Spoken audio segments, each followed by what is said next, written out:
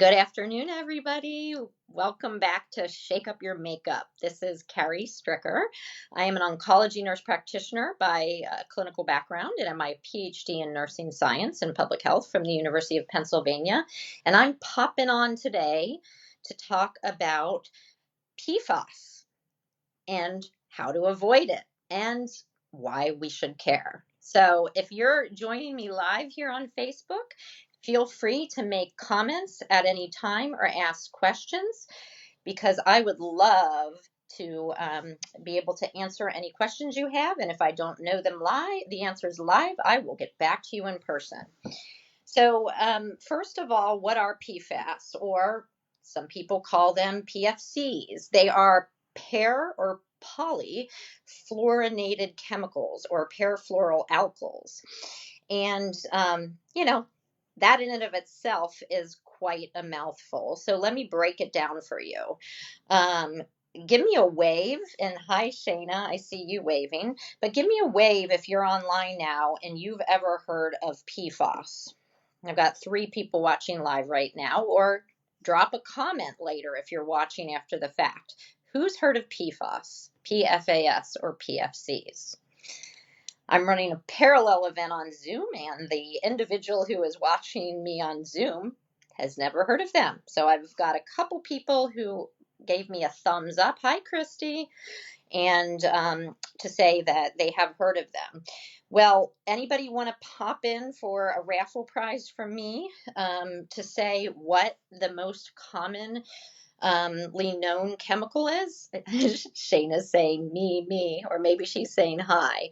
Well, plug in here if you know what a commonly known PFAS or PFC, perfluoroalkylating chemical, is. Waiting. Teflon. So Teflon is a perfluoroalkyl, and you all have probably heard of this because it used to coat cookware until we found out that it's not good news. So these are chemicals in the Teflon family, and they're commonly called forever chemicals because, well, guess what? They stick around for a really long time and are super hard for our bodies to get rid of. They don't break down naturally and can accumulate readily in humans. Not sounding good so far? Well, it's not, and we have multiple points of exposure. Dorelia, so glad to have you chime in and say you've never heard of it. I think that's most of Americans don't know about PFAS. So let me tell you a little bit more. We know that they can stick around in our bodies. We also know they're highly mobile and easily move through the environment and humans. They can be absorbed through the skin. And the skin, of course, is the largest organ in our body. They can also be absorbed by tear ducts, and they also can be ingested. So if you have heard of PFAS, they've gotten a lot of attention lately. I'll post a couple articles because they are commonly in plastic bottles. There's been concerns about PFAS in our water supply because once they get there by breaking down from plastics or makeup or cleaning products, they get released into the environment and can stick around for a really long time. And unlike some of the other chemicals that are out there, we actually do have a lot of science on their harmful effects. Unfortunately, we have only started to ban some of the PFAS, like Teflon, in our products and in our water supply. But there's this phenomenon in toxic ingredients where we have to worry about what we call their cousins. So who knows about BPA? This is a great example. Who's heard of BPA? Raise your virtual hand, make a comment, write in the comments where you've heard of BPA being.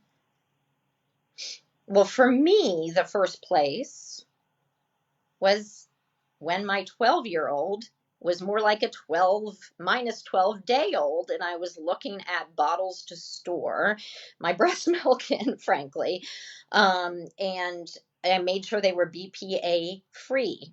Shayna, great. Can liners, that's another common space. So we're all made aware of BPA free, and we look for BPA free bottles and plastics, right? Those are also known as bisphenols, but their cousins aren't banned. So there are BPA-like agents. So the same thing happens even though Teflon may be banned, other PFAS or PFCs are not. My husband, who's a chemist, has been telling me about this forever, and we've always been purchasing in glass as much as possible, not only for BPA, but for PFAS. So let's bring it back to why the heck am I talking about this on Shake Up Your Makeup, right?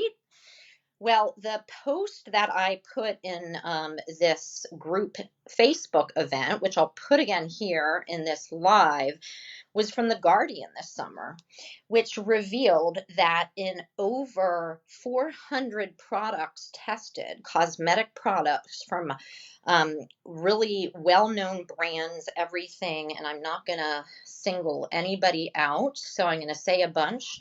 The Guardian said L'Oreal, Ulta, MAC, CoverGirl, Clinique, Maybelline, Smashbox, NARS, Estee Lauder, and more. There was an independent study published in an environmental science and technology journal where the study's independent authors detected high levels of an indicator of PFAS, organic fluorine, in over half of, 200 plus, specifically 231 makeup and personal care samples. So that included lipstick, eyeliner, mascara, foundation, concealer, lip balm, blush, nail polish, and more. So what are we to do? How do we avoid this? I am just dressed up to the max today in my makeup because I figured if I'm on Shake Up Your Makeup, I've got to be showing off some makeup. So how do I make sure? Well, there's two ways. One, I'll post in the Environmental Working Group. So Environmental Working Group Healthy Living app and their website allows you to check any product for its ingredients, which is great. And you get a rating of 1, which is green and best, to 10, which is worst and most concerning in terms of what toxic chemicals are included or could be in contaminants, which is great. So that's your first go-to spot.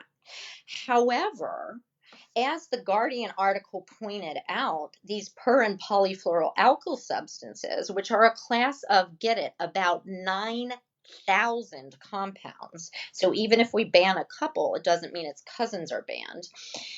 How the problem is that they can leach in from their packaging, or companies who may wish to avoid these in their products and don't intentionally add them can have PFAS and other toxic chemicals be supplied to them if they're asking, for example, from a supplier for a thickening agent or an agent to help them make their product waterproof. So on that point, the products that most frequently contained high levels of fluorine, an indicator of PFAS, was waterproof mascara.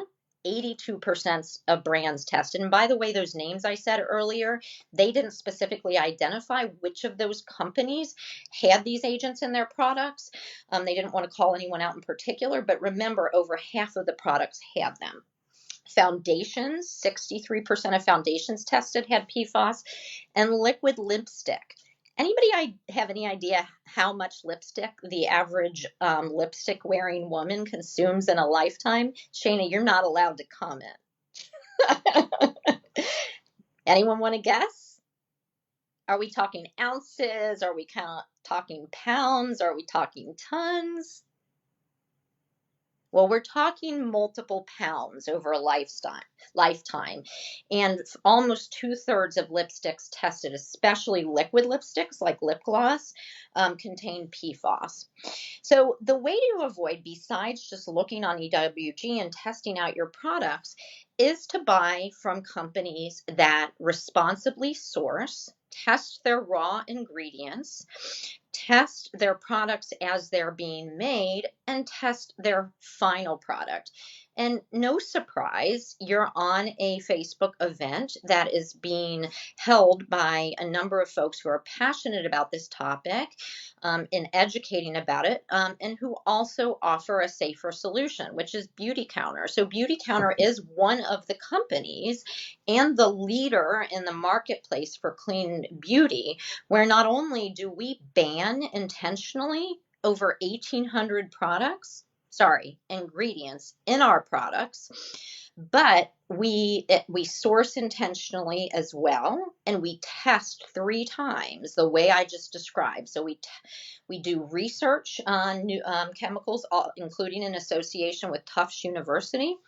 We then source from companies that we know undergo rigorous processes for avoiding toxic chemicals. We test them ourselves. When we get those raw ingredients, we test during the process of making, and we test in the final product.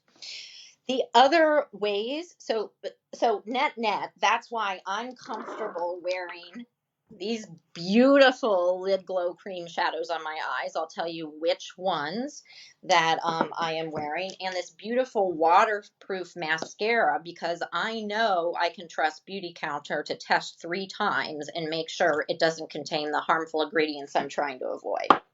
Now, I wouldn't be a nurse practitioner and a scientist worth my salt if I didn't tell you about some other ways beyond just your personal care and your makeup, to avoid these harmful chemicals. So I'm going to end with that, and I'm going to drop some links in here for you to learn more.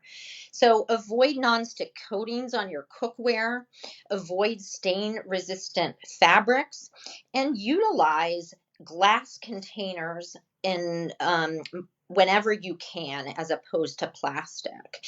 And finally, there is a bipartisan bill that's introduced this summer by Susan Collins of Maine, for the first time banning PFAS, perfluoroalkylators, in cosmetics and personal care products.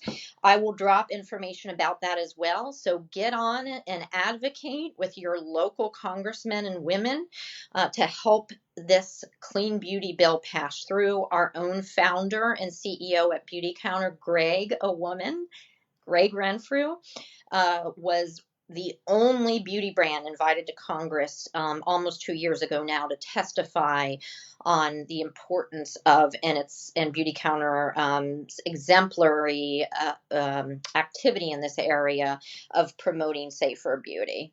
Drop your questions here in follow up. I will be checking this post to make sure anybody who has some questions after the fact gets them answered, and enjoy the rest of your day, evening, or night, whatever it may be when you watch this. Have a great one, and you all are very welcome for all this great information. Have a good one.